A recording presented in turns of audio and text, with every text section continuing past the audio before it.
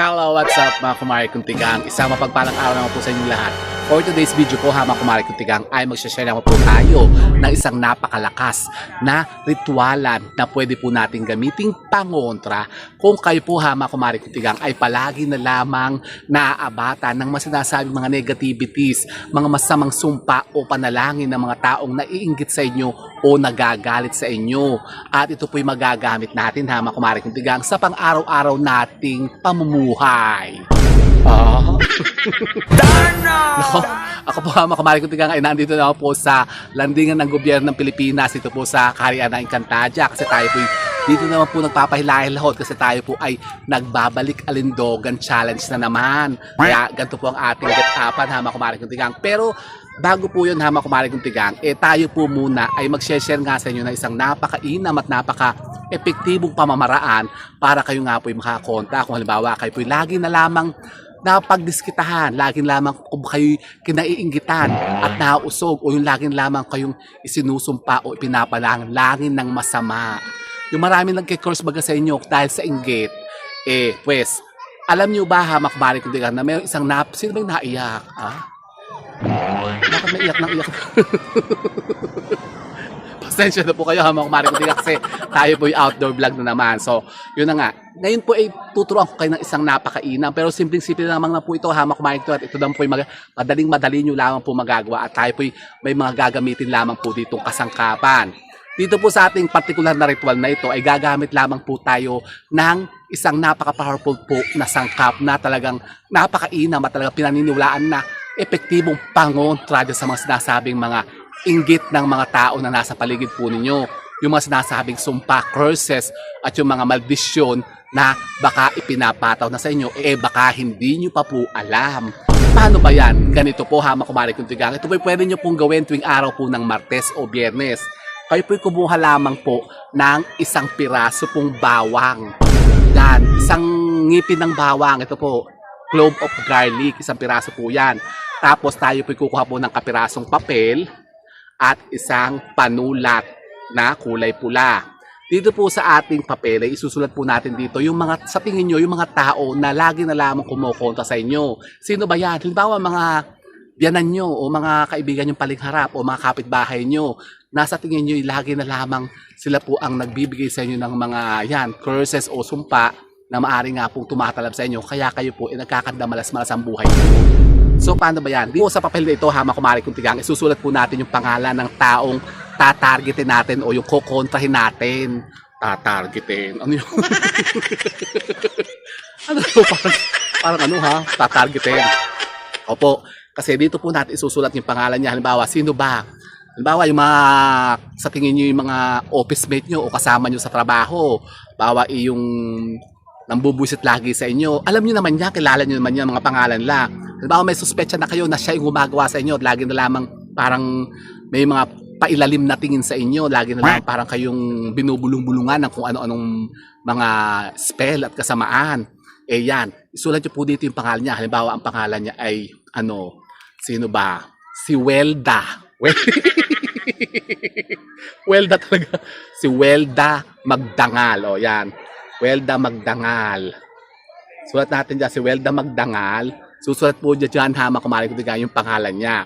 Pagkatapos, ito po ay lalagyan po natin ng X na 3 beses yung pangalan niya.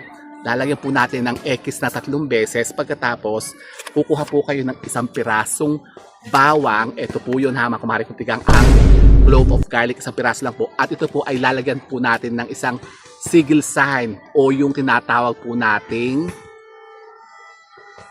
anti-evil eye. Yan. Anti-evil eye sign po ito ha, kumari ko din. Ito po, yan. Mata, opo, ito po. Anti-evil eye po yan ha, kumari ko. Halimbawa ka po walang mga ganyan, yung katulad itong suot ko. Ito po kasi anti-evil eye po ito Yun, pangontra po ito nga sa yung mga matatalim na mata. Yung lagi na lamang halimbawa yung mahilig kayo mausog, mabuyag, magaway o yung nga nababalis kayo tapos din yung maiwasan yung ganyan. kayo po, magdadala kayo lagi ng bawang sa bulsa po ninyo. Ito, ganyan. Isang pirasong bawang lang po, ilagay nyo po sa ziplock, yung maliit na ziplock, tapos lalagay nyo po sa bulsa po ninyo para makonta nyo yung mga sinasabi, mga negativities na yan na ginagawa nga po ng tao. So, dito po sa papel na ito, hama kumari kutigang, nisulatan po ng papel natin nung pangalan ng tao na sa tingin nyo yung suspect o yung ating, anong tawag doon? Persons of interest. So, lalagay nyo po dyan, tapos siya po ay iikisa nyo lang po ng 3 beses sa makmarik. Yan. Ang pangalan niya, si Welda. Welda Magdangal. Nasaan si Juanita? Hindi na po si Juanita kasi masyado nang bugbog na bugbog sa atin si Juanita Magdangal eh. Si Welda naman ngayon ang bubugbugin natin. Welda Magdangal. Yan, halimbawa, pwede rin po ito hama kumarik. Halimbawa, yung mga taong may mga utang sa inyo at hindi nagbabayad. Nako, yung halimbawa merong kayong mga pautang tapos sinisingil hindi kayo binabayaran, dinededba lang kayo, parang sinasabi move on ka na lang girl. Leche.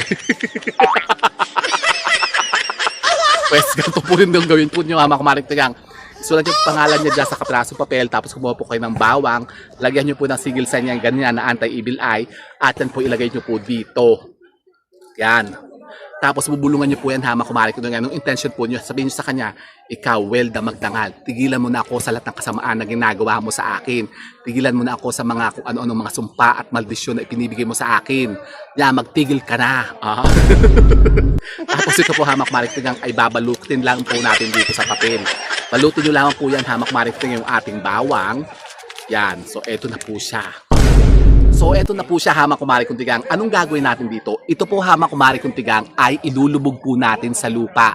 Kailangan ibaon po natin ito sa lupa hama kumari kong tigang. Pero, nako, may magtatanong na naman dyan. Sasabihin paano kung walang lupa? Paano kung halimbawa sementado yung harapan ng bahay namin? Wala kaming lupa dito. Kumuha po kayo ng paso hama kumari kong tigang. Lagyan nyo ng lupa at saka nyo ibaon ito. Halimbawa yung mga halaman nyo dyan. Maglagay kayo ng halaman dyan sa harapan po ng mga gate po nyo o sa harapan po ng entrada ng bahay po ninyo. At ito po, doon nyo po ibabaon. Baka sabihin naman iba paano kung halimbawa walang halaman, halimbawa wala kami paso dyan kasi nasa kondo daw. Wag nyo nang gawin. Nako po. Kasi kung hindi nyo naman po magagawa po ito ng tama, yung tamang yung pamamaraan, yung sinasabi dito na yung procedure natin na sinasabi dito, wag nyo nang gawin. Kung hindi nyo magagawa hama ang paring ito. Kasi kailangan po dito, tama po ang pagganap natin at yung sakto po ang mga sangkap na gagamitin. Yan, para talagang tumalab po yung ating mga rituala na ginagawang yan. So ito po ay babaon natin sa lupa. Kailangan po may lupa kayo. Kung wala kayong lupa, huwag nyo nang gawin. Halimbawa, nasa Saudi kayo. Sementado kasi yung mga lupa dyan sa Saudi o sa Dubai, nasa kondo kayo.